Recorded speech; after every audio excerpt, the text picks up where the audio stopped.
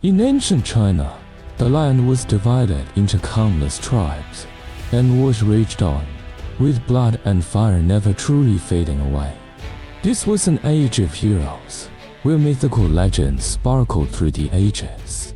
The Yellow Emperor, a great leader, led the Xuanyuan tribe to conquer all directions and finally establish dominance in the Central Plains. Having defeated numerous enemies, he became the strongest among the many tribes. However, peace was still elusive as the Yellow Emperor grew in strength. Two powerful leaders, Emperor Yan and Chiyou, started to challenge his power. The three tribes' Yellow Emperors, Yan Emperors, and Chiyou stood in a delicate balance, each vying for control of the entire Yellow River Valley. Chiyou, the leader of the Zhili tribe, was rumored to be a war god. He wasn't just strong, his body was massive and as hard as copper or iron. It was said he had 3 heads, 6 arms, and 8 legs. His copper head and iron forehead made him invulnerable to weapons, and his power was unmatched. Even more terrifying was his army of brothers, 81 fierce warriors, all with 8 arms and 9 toys, who could survive on nothing but river stones. Legend has it that Chiyou could summon winds and rain, creating thick fog that could disorient his enemies. As Chiyou and Emperor Yan fought over the lower Yellow River region, Emperor Yan was quickly defeated and fled north, asking the Yellow Emperor for help. Recognizing the threat Chiyou posed, the Yellow Emperor decided to lead his forces into battle.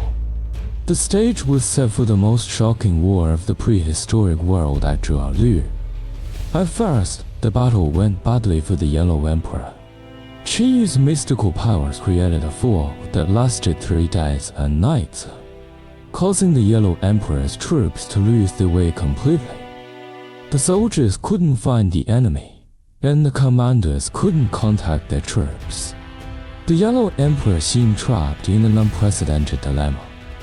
In this critical moment, the Yellow Emperor made a bold decision.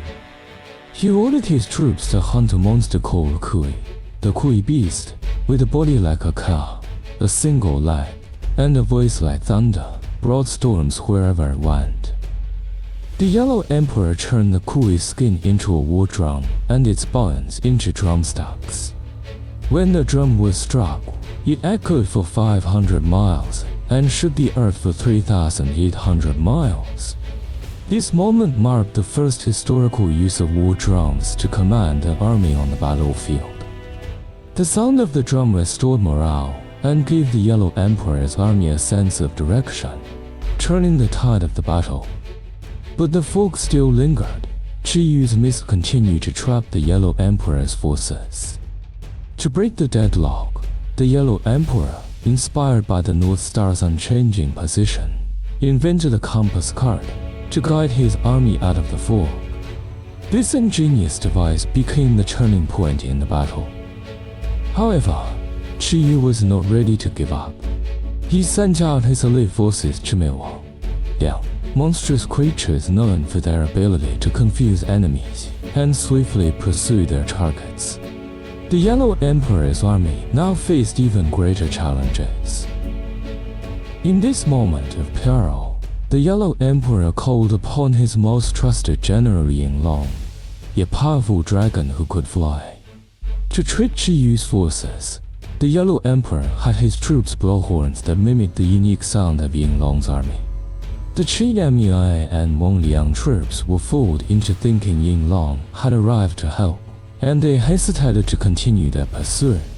This clever tactic bought the Yellow Emperor precious time to unite with Long, and together they launched a counterattack.